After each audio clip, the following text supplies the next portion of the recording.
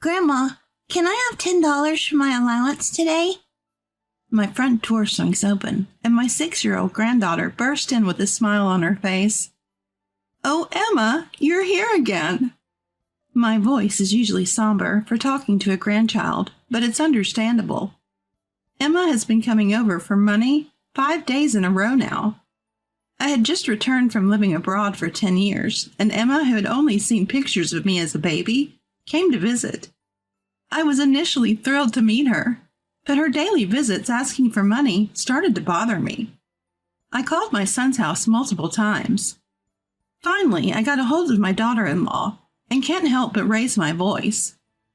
What kind of values are you teaching your child? She comes over every day asking for money. What are you talking about? I'm even more puzzled by my daughter-in-law's confused response. And then I'm shocked by the truth she reveals. I moved abroad when I was 50 due to my husband's job. At the time, we left our college-age son in New York and moved to another country. Eventually, he got a job, got married, and had a child 6 years ago. When we saw the baby pictures, we were so thrilled that we sent a ton of diapers, much to our son's dismay. After 10 years abroad, we decided to move back to New York upon my husband's retirement. I contacted my son to let him know I'd be coming back alone first. I'll be back the day after tomorrow. Can you pick me up?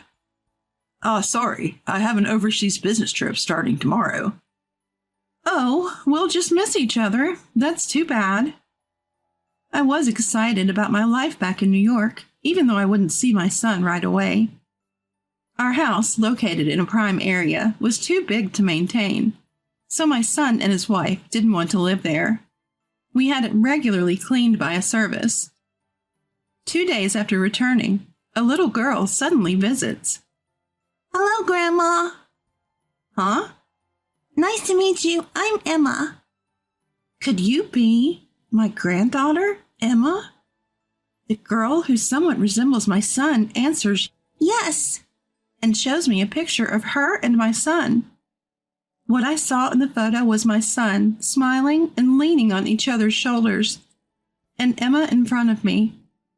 Oh, Mark has aged. I can't help but smile at the sight of my slightly chubby son. Do you always carry this photo? No, Mom told me to show it to you when I met you. I suddenly realize Emma seems to be alone. How did you get here? Mark, your dad is on a business trip, right? Yeah, but my mom dropped me off nearby. She said she had to go shopping and told me to stay here. Emma is only 6 years old. I can't imagine letting a child this age walk alone in New York. But looking at my innocent granddaughter's face, I can't help but smile. Do you want a snack, Emma? Yeah, yay! I give her some snacks and juice, and she happily munches away. We spend the afternoon playing puzzles, and before I know it, it's evening. I'm preparing some cookies to send her home with when I hear, "Bye, Grandma," and she's gone in a flash. I try to follow her, but she's already out of sight, and I don't have my daughter-in-law's phone number. I call their home that night, but no one answers. I'm worried, but the next day Emma shows up again. Geez, Grandma, you had me worried. Why did you leave so suddenly? Mom came to pick me up nearby, so it's all good. Looking at my cheerful granddaughter, I wonder if I'm just being overprotective. Emma spent the day at my house again and left on her own, saying, "Mom is waiting for me nearby." I call home, but my daughter-in-law doesn't answer, yet Emma keeps showing up every day. After this happens for 2 days, I start to find it suspicious. Then Emma says something unexpected. "Grandma, I want an allowance." An allowance? Yeah, give me $5. I'm surprised by the sudden request, but I think maybe it's a child's privilege to ask for money so straightforwardly. So I hand her $5 with a smile. However, from that day on, Emma starts asking for money every time she opens her mouth. And the amount she asks for keeps increasing. $10, $20, day by day. Do you want to buy something? If so, I can buy it for you. No, I just want the money. I want to give it to her, but I can't just hand it over without reason. Why do you want the money? I just want it. But you shouldn't just take money from people. Why not? You're rich, right? Mom told me you have lots of money, so I can get as much allowance as I want. What? Mom said that. Emma repeats, Give it to me, with sparkling eyes. One day, when I firmly said no, I found some bills missing from my wallet. I wanted to call Mark, but unfortunately he's still on an overseas business trip. After calling my son's house several times, my daughter-in-law finally answers. Oh, mother-in-law, long time no see. Sorry, I heard you were back, but things have been hectic. I don't care about that. What are you teaching your child? Emma comes over every day asking for money. Emma, what are you talking about? When I confront her saying, Don't pretend you don't know, she replies with unexpected words. Emma can't go to your house. What are you talking about? She's here right now. My daughter is in the hospital. What?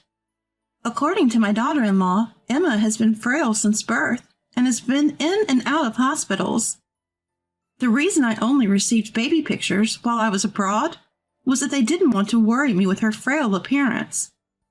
The reason I couldn't reach my daughter-in-law was that she was at the hospital where Emma was admitted. After she hung up saying, I have to go to the hospital now, I was stunned for a while. Who is this Emma who came to my house today? Calling me Grandma and carrying a photo of her and Mark? Emma, will you answer Grandma's question? Yeah, sure. What? What's your dad's name? Mark. And your mom's name? Betty. I frown at this point. The name of the dad is correct, but my daughter-in-law's name is Jennifer.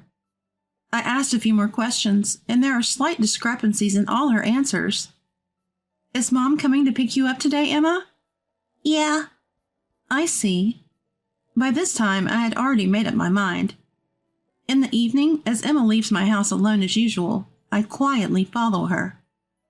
After walking for a while, Emma enters a nearby park and runs toward a young woman waiting there. The woman at the park is a complete stranger, not my daughter-in-law, and I don't recognize her face. I hurriedly approach the two as they try to leave the park. Excuse me, are you this child's mom? Yes, so? Who are you? This child has been asking me for money. I whisper so the child can't hear, but the woman responds loudly. So what? You're Emma's grandma, right? It's only natural for a grandma to give her grandchild money. Who told you that? Mark? Who else would it be? I question the smirking woman and find out she's my son's mistress, and Emma is his secret child. He even gave this secret child the same name as his daughter. What is Mark thinking? My real granddaughter is in the hospital, and my daughter-in-law is by her side.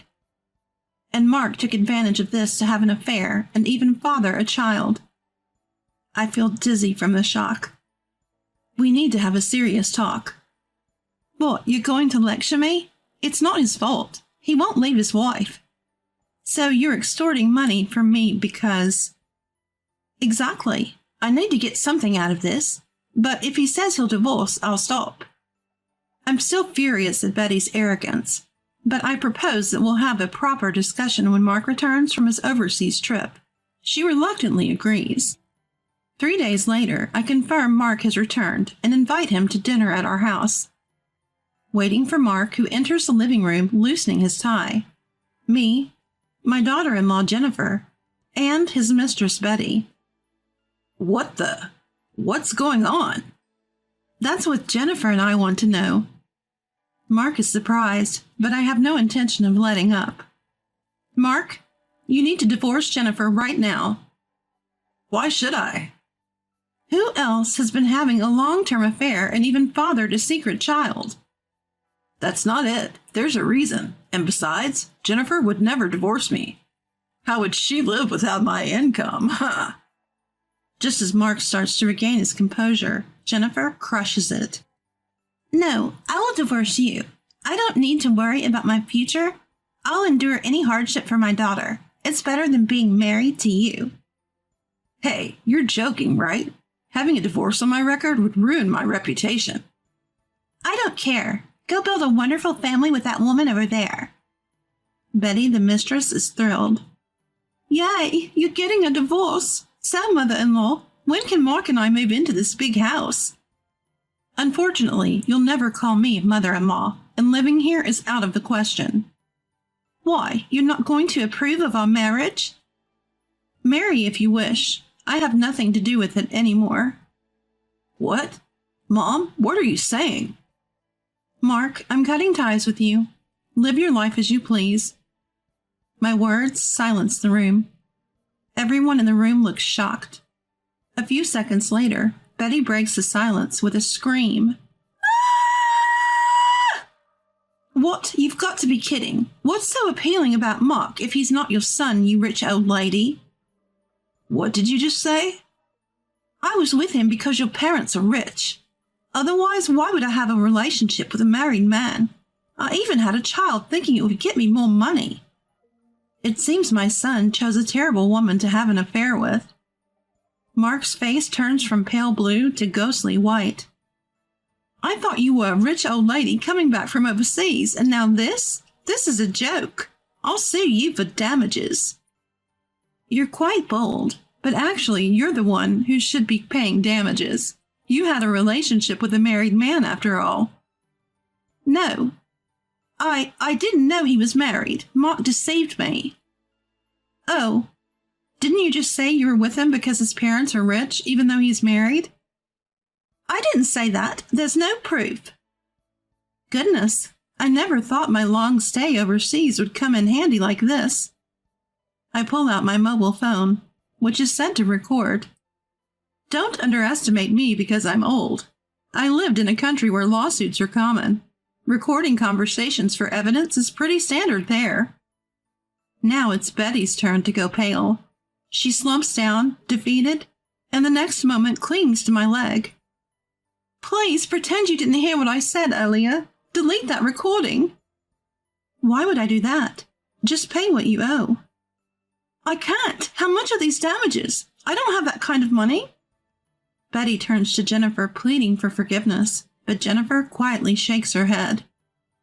Afterwards, Jennifer divorces Mark and claims $30,000 in damages from both him and Betty. Mark also ends up paying $1,000 a month for both Emma's child support. Having been cut off by me, he loses his spirit, makes mistakes at work. Apparently he was fired for causing great damage to the company and is now working hard at his day job. I heard Betty is somehow making ends meet working at a club. As for me, I decide to live overseas again. After discussing it with my husband, we decide to take my former daughter-in-law, Jennifer, and Emma with us. With cutting-edge treatment and perhaps the foreign air agreeing with her, Emma's health gradually improves, and she's now running around parks full of energy. I get to watch my beloved granddaughter grow up by my side, and I'm living happily ever after.